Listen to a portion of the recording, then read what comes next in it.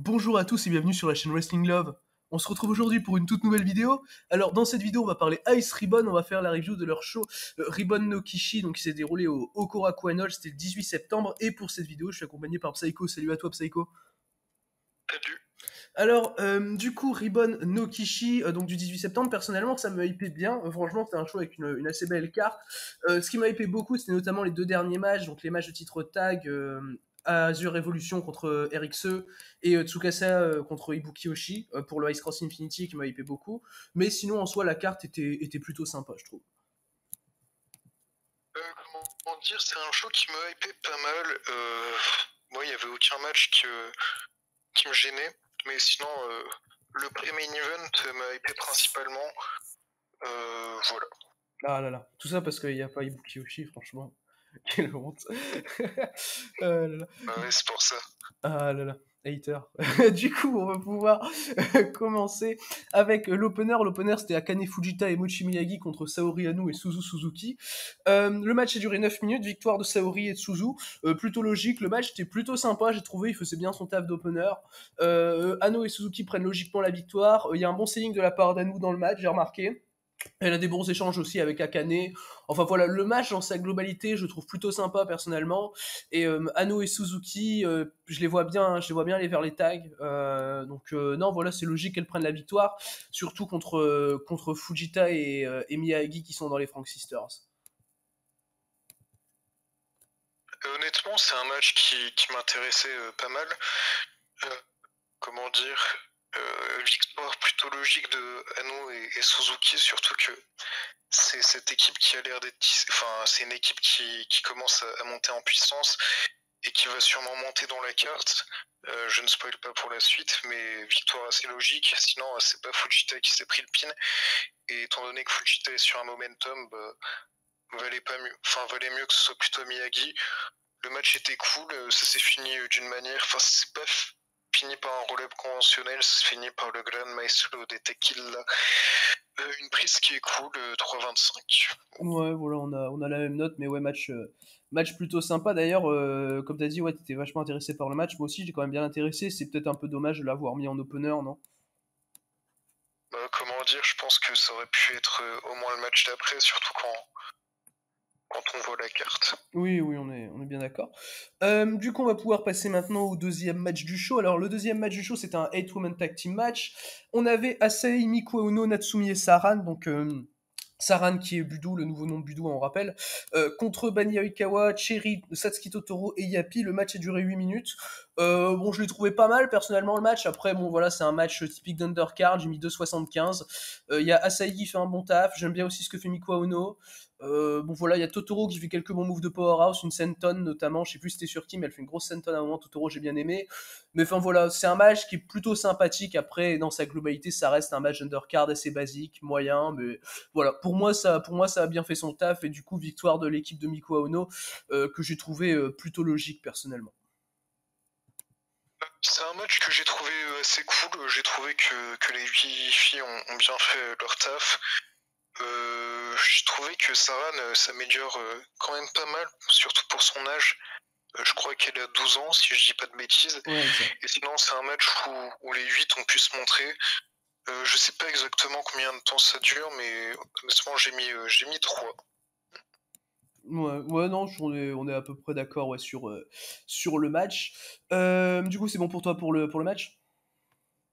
Oui, pas grand chose à dire de plus. Ok. Du coup, on va pouvoir passer maintenant au prochain match du show. Alors, le prochain match du show, c'était un 1 contre 1 avec Aja Kong qui affrontait Yuki Mashiro. Alors, bon, c'était un match qui m'intriguait quand même. Bon, même si ça m'intéressait pas de fou.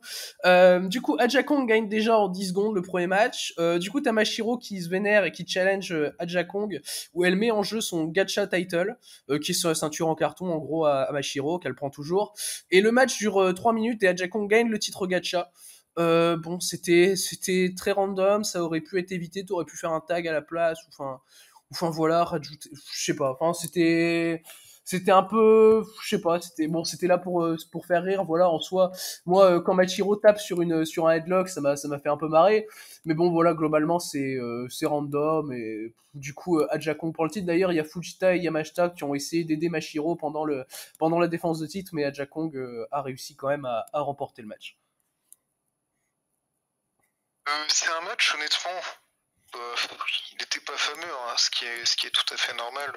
C'est pas le but. Ça m'a fait rire le début. En fait, le fait que Mashiro tape sur un headlock, c'est pas ça qui m'a fait rire parce que bah, on l'avait déjà vu. C'était quand elle s'appelait White à l'époque. Donc au final, c'est du vu et revu, donc c'est pas particulièrement intéressant. Mais ce qui m'a fait rire, c'est qu'ils mettent sa ceinture en jeu. Du coup, je m'attendais quand même, je sais pas, à ce que Yamashita et Akane fassent tout vraiment pour que Mashiro conserve. Et au final, bah, elles ont tout fait pour qu'elle conserve, mais Mashiro n'a pas conservé. J'aurais trouvé ça drôle qu'elle conserve, mais je sais pas, une DQ. Après, Ouais. je crois que c'était Ou une bien elle aurait DQ pu du coup. soumettre Aja Kong avec un headlock aussi, en échange. Mais sinon, c'était rigolo. Après, c'était un peu long pour ce que c'était. J'ai pas noté. Et pourtant, ça a duré 3 minutes. Hein. Pourtant, ça a duré 3 minutes. C'était un peu long pour ce que c'était. Ouais, on est d'accord. Mais... Du match, en fait. De quoi? En gros, étant donné que c'était un match, je trouve que ça a été long pour ce que c'était. Si ça avait été un segment, ça aurait été différent. Ouais, je vois ce que tu veux dire. Ouais, je vois plutôt ce que tu veux dire. En soi, je suis d'accord avec toi plutôt. Mais ouais, en tout cas, voilà, c'était un petit match, voilà. Et du coup, Aja Kong a maintenant la ceinture en carton. Je sais pas ce qu'ils vont en faire de la ceinture en carton. Faudrait que Yuki puisse la récupérer par je ne sais quel moyen. Enfin voilà, ils vont faire des trucs sympas, je pense. Yuki Mashiro, j'ai dit récupérer, pas obtenir. Psycho. Ah là On là. sait jamais. Ah là là, on sait jamais, on sait jamais. Ou peut-être Ibuki, hein. Peut-être que j'ai juste mal parlé, hein. C'est juste Ibuki, hein. On sait jamais. Mais non, Ibuki, c'est Honnêtement, il y champion. a moyen. Bah écoute, pourquoi pas. Après, Ibuki, elle vaut quand même largement mieux que ça, mais bon. Du coup, voilà donc par rapport à ce match de titre gacha, hein, du coup. On va passer maintenant au prochain match du show, donc deuxième match de titre hein, du show, techniquement. Le match de championnat IW19 avec Amuko Oshii qui défendait le titre contre Tsukushi Haruka. Du coup, c'était la deuxième, je crois, défense de titre de Amuko, qui avait défendu contre Totoro, je m'en rappelle. Du coup, deuxième défense de titre d'Amuko contre Tsukushi à qui elle avait pris le titre. Et Tsukushi a repris le titre IW19 dans un match de 11 minutes. Le match, personnellement, j'ai trouvé sympa pour un match d'Amuko. Bon, t'as quelques moments qui me dérangent, comme toujours avec Amuko, où elle va donner une série de coups de ventre à Tsukushi à un moment où je trouve ça vraiment gênant. Mais en soi, mis à part ça, le match est plutôt sympa, je trouve. L'action est assez fluide. Amuko, à un moment, ça m'a fait un peu rire. Amuko tente un double foot stomp sur Tsukushi, parce que c'est un truc que fait habituellement Tsukushi, ça m'a fait un peu rire. Et non, ouais, il y a quelques séquences qui sont plutôt sympas. Et la victoire de Tsukushi me surprend par contre, parce que bon, je vois pas spécialement l'intérêt qu'elle reprenne son titre IW19 personnellement. Enfin, en soi, je vois l'intérêt qu'elle le reprenne, mais je vois pas l'intérêt qu'elle ait perdu pour le reprendre. C'est ça que je veux dire. Comment dire, de mon côté, honnêtement, c'est l'un de mes matchs préférés du show. J'ai trouvé le match très très cool. J'ai trouvé que les séquences de contre montraient qu'elle se connaissait très bien. Notamment tous les roll-ups de Tsukushi qui ont été contrés par Amuko. Amuko qui a pu placer les siens. Ça n'a pas terminé le match, et heureusement. J'ai trouvé qu'il y avait moins de comédie, ce qui était cool, parce que pour un match de titre, ça aurait été quand même dommage qu'il y ait trop de comédie. J'ai pas spécialement vu beaucoup de spots avec le ventre. Bah c'est juste non, c'est juste comme j'ai dit, il y a vraiment un moment qui me dérange, c'est quand Amuko fait une série de coups de ventre, tu vois. Mais sinon en soi ça passe. Et c'est pour ça que j'ai dit que pour un match d'Amuko, ça passait vraiment pour moi. Sinon, comment dire, le moment où Tsukushi place son Harukaze qui est contré par Amuko, j'ai trouvé cool. Et de base, je voulais pas que Tsukushi gagne avec son Harukaze, mais il a été placé de manière différente, contrairement à d'habitude, et je trouvais que c'était bien placé, et ça m'a pas dérangé qu'elle gagne comme ça. Amuko qui a tout contré, qui a contré également le Harukaze de Tsukushi le premier, sinon qui s'est dégagé des prises de Tsukushi. J'aurais trouvé cool que Tsukushi puisse porter sa Tiger Suplex sur Amuko. Après, je sais pas si elle l'a pas porté parce que parce qu'elle n'y arrivait pas physiquement ou pour éviter que Moko perde par tomber. Mais sinon, je pense qu'elles ont fait vraiment un très bon taf et j'ai mis 3,75 et pour moi ça le mérite. Ok. Et du coup, par rapport à ce que tu as dit, par rapport au fait que Kamuko pourrait pas perdre par tomber, personnellement, je pense que si, parce que le but c'est quand même de ramener Tsukushi plus haut dans la carte. À terme, quand même, c'est de ramener Tsukushi plus haut dans la carte, on en parlera tout à l'heure. Mais enfin, justement, avec ce but-là, avec une Tsukushi qui doit être construite quand même vraiment forte, je pense pas que c'est juste Amuko qui pouvait pas prendre de tomber. Ou, enfin, je veux dire, il n'y a pas à être décrédibilisé dans ce cas-là, quoi. Oui, oui, non, soit t'as raison. Je pense tout simplement que Tsukushi se sentait pas trop pour porter Amuko, qui, j'exagère peut-être en disant qu'elle fait le double de son poids, mais Oui, non, je vois ce que tu veux dire. C'est pas le même gabarit, quoi. Voilà. c'est ça. On Mais est... aussi, je pense que Tsukushi, enfin, moi le fait, je vois Tsukushi avoir repris le titre tout simplement parce que bah, déjà elle va au Mexique. Je la vois possiblement défendre le titre au Mexique.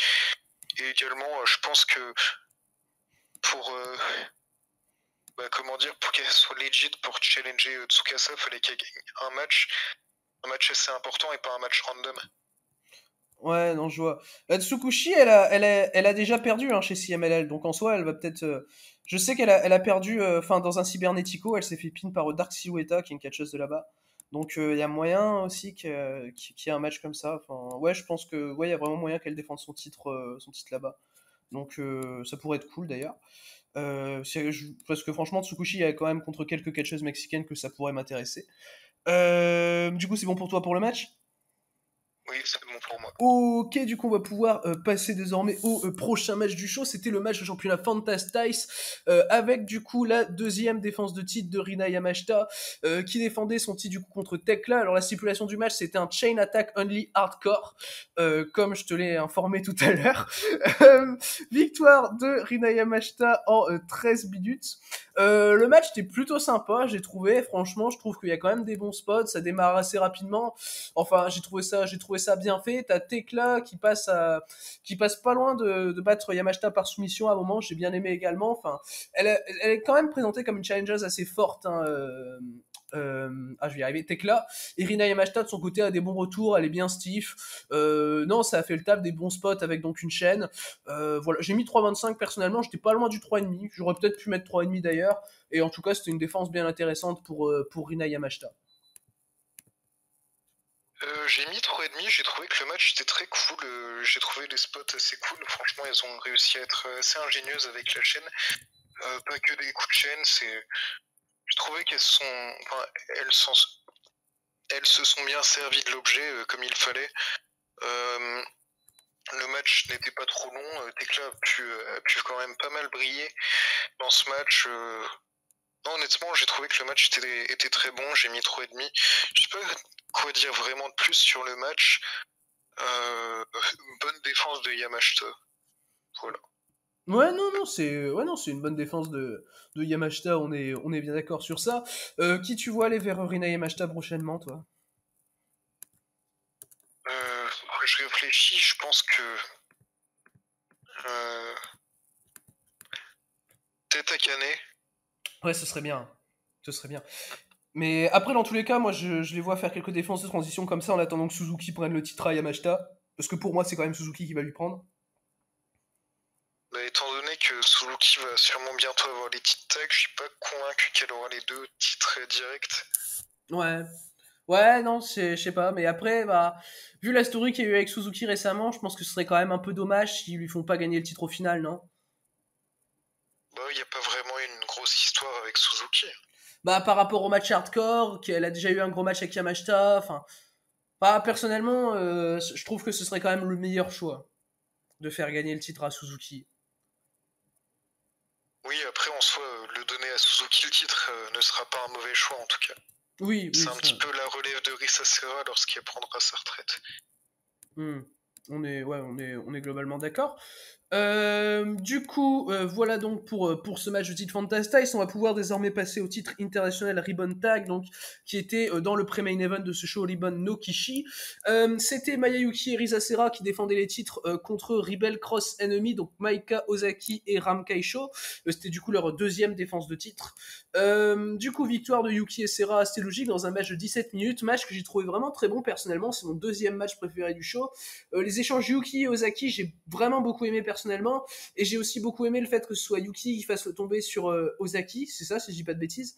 Ouais, c'est bien ça. Ouais, parce que vu que Yuki a été champion de tag avec Ozaki avant, et que Ozaki en soi dans l'histoire est avec Ram Kaisho, parce que Yuki fait équipe maintenant avec quelqu'un qui est pas dans Rebel Cross Enemy, du coup t'as un peu voilà, c'est un peu éloigné, et du coup t'as Yuki qui fait le pin sur Ozaki. J'ai vraiment bien aimé ça personnellement.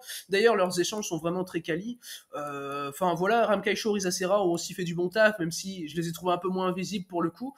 Yuki, elle fait un super taf, c'est même MVP du match, ce qui est quand même. De toute façon, c'est assez rare que Yuki soit pas même MVP du match quand elle est dans un match, donc voilà.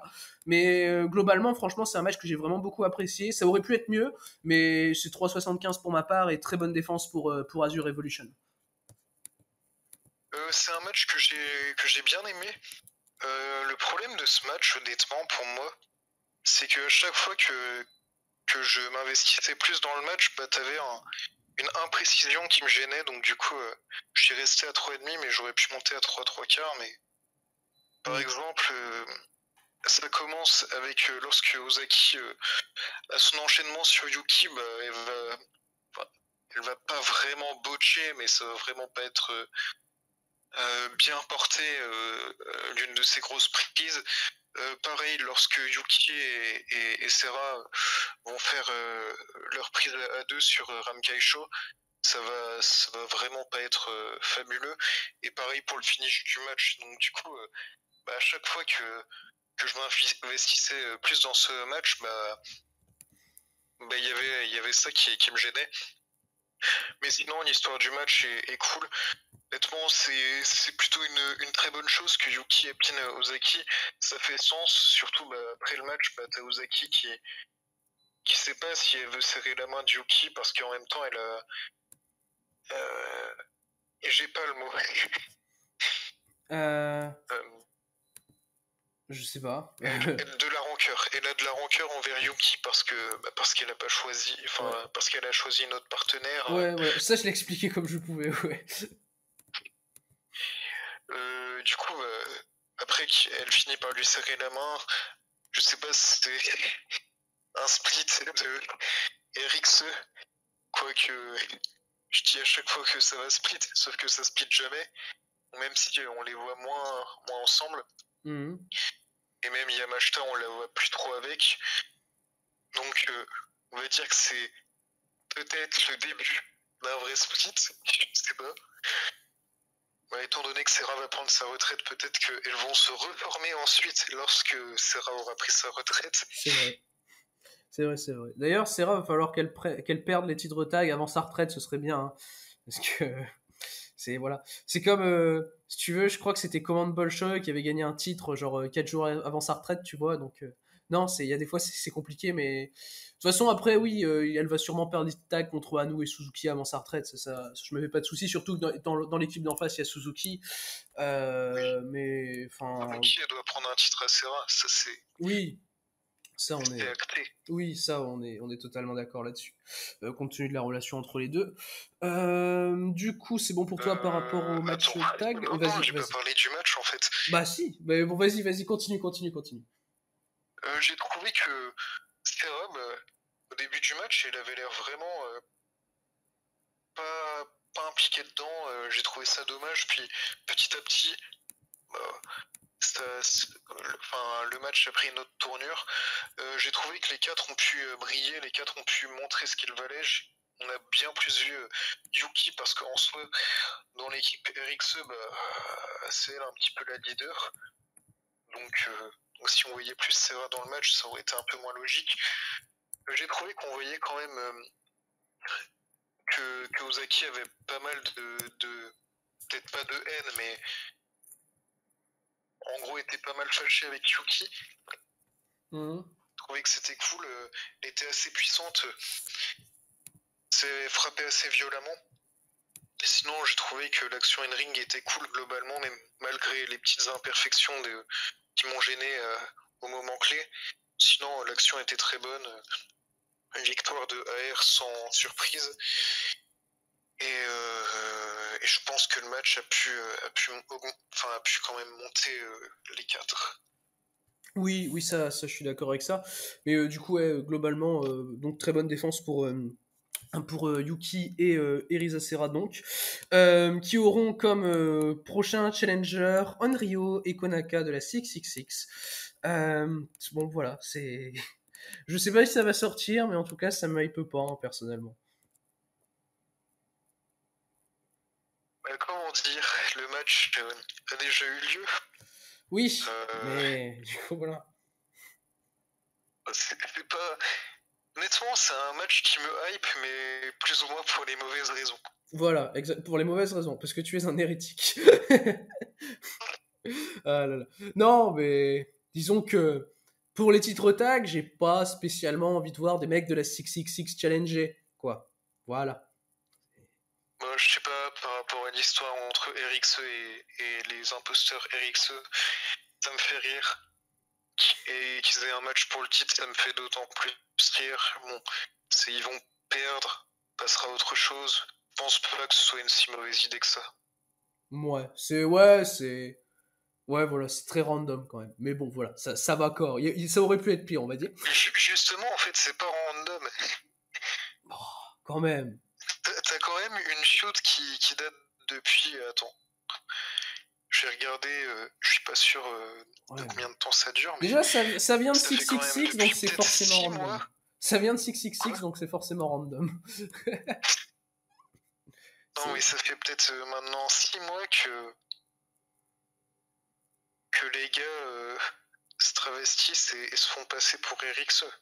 Ouais, le problème, c'est que tu fais un programme C666, c'est que bah fais-le chez 666, quoi. C'est bon.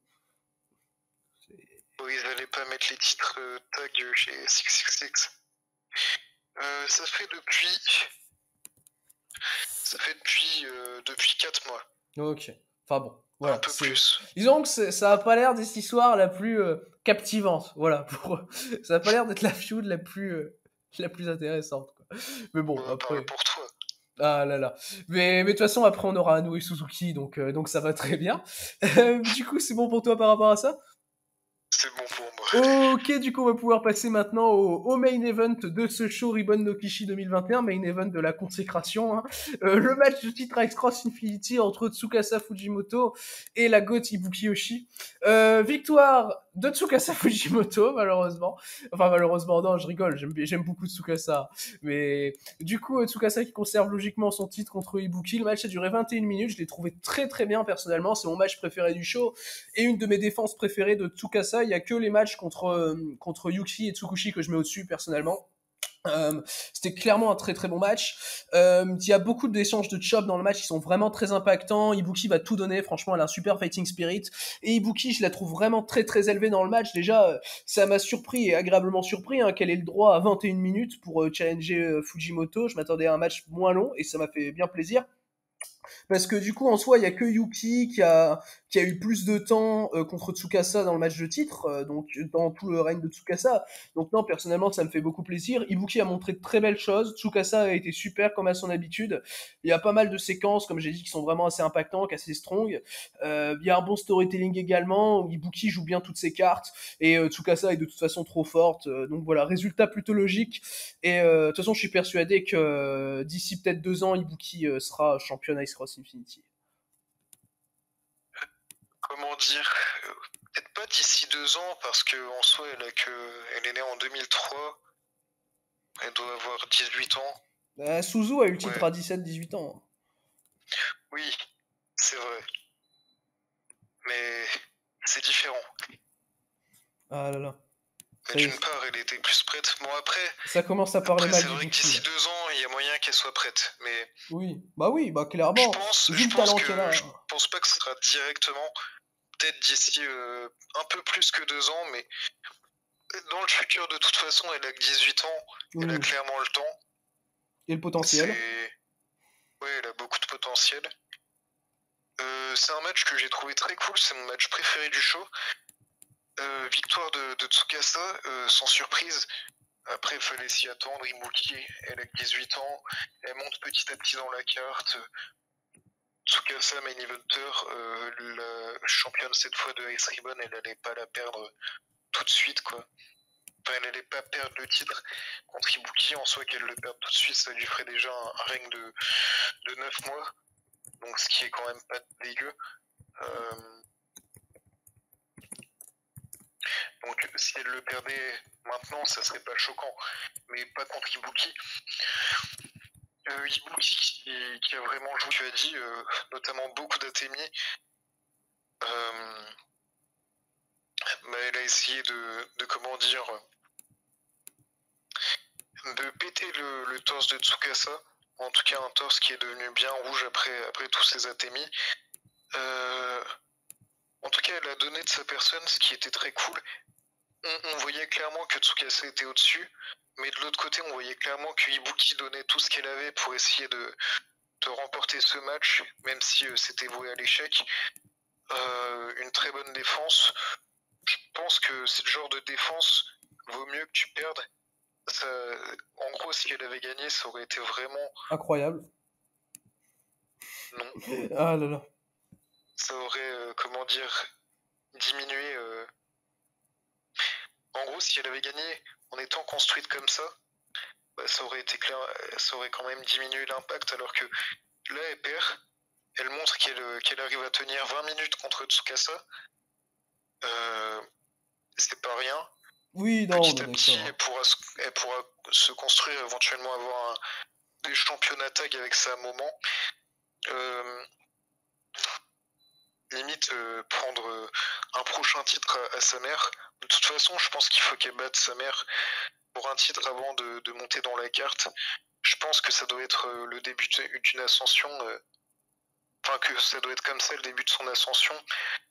Elle a un match pour le titre World. C'est pas donné à tout le monde. Ça montre que c'est quand même un projet, donc honnêtement, très positif par rapport au futur d'Ibuki. Sinon, pas grand chose à dire sur le match en plus. Enfin, les deux ont très bien fait leur travail. Ibuki qui en termes de in-ring d'habitude est pas fantastique, mais là elle a été bien meilleure. Je trouvais qu'elle s'est largement surpassée. Honnêtement, très bonne défense et comment dire, pour l'avenir très positif. Oui. D'ailleurs, je te laisse le dire ou je le dis pour la prochaine challengeuse. Bah vas-y, tu peux continuer, vas-y. Bah, en gros, t'as Tsukushi qui arrive après le match et qui vient challenger Tsukasa ou la taper. Je sais pas si c'est vraiment challenger vu qu'il y a un tournoi qui a lieu étant donné que ça... Attends, je regarde le... Ouais non, c'est le 18 septembre, ça n'avait peut-être pas encore commencé. Mais en gros, il y a Tsukushi qui arrive. Il y a un tournoi qui va avoir lieu. Certaines journées sont déjà passées. En gros, c'est un petit peu comme un 5 star, sauf que c'est un petit peu... T'as 4 blocs de 4 personnes. Et les gagnantes des blocs vont s'affronter en demi-finale, finale, et la gagnante affrontera Tsukasa, soit au Tower, soit à Ribbon Mania. Je sais pas exactement où, mais en tout cas, ça peut présager du bon. Ouais, complètement. Je parle pas des premiers matchs hein, du tournoi qui sont pas terribles, vu que oui. Il y a eu le premier show qui a été disponible, le main event qui dure 5 minutes. Je vous conseille pas de le regarder. Moi non plus. Je vous conseille pas. En plus, je crois qu'il y a Muko dedans, donc je vous conseille encore moins du coup. mais, enfin voilà. Mais dans tous les cas, non, ouais, ça peut donner du bon très clairement. Et de toute façon, il y aura un Tsukasa Tsukushi prochainement. Je pense que, comme tu l'avais dit un peu plus tôt dans l'année, il y a moyen que Tsukushi mette le titre IW19 en jeu aussi. Ça me semble plutôt logique. pour avoir une deuxième chance au titre de Tsukasa. Et non, dans tous les cas, ouais, non, comme tu l'as dit, ça peut présager du bon le futur autour de ce titre Ice Cross Infinity. Et donc voilà, pour conclure, par rapport au Tsukasa Ibuki, on a eu le droit à une très bonne défense, hein, de la part de Tsukasa, à une très bonne performance de la part d'Ibuki. Du coup, c'est bon pour toi pour le match? C'est bon pour moi. Ok, du coup, alors par rapport au show dans l'ensemble, personnellement, j'ai trouvé que c'était un show vraiment très sympathique de la part d'Ice Ribbon. Bon, il y a des trucs que je trouve que j'aime moins, comme par exemple tout ce qui se passe autour d'Aja Kong Yuki Mashiro, mais en soi, voilà, ça dure pas longtemps, donc ça passe. Mais ouais, le show dans son ensemble est très cool. Personnellement, je recommande de regarder les 2 derniers matchs du show. La limite, le Rina Yamashita Tekla est aussi bien cool. Donc voilà, les 3 derniers matchs du show, on va dire.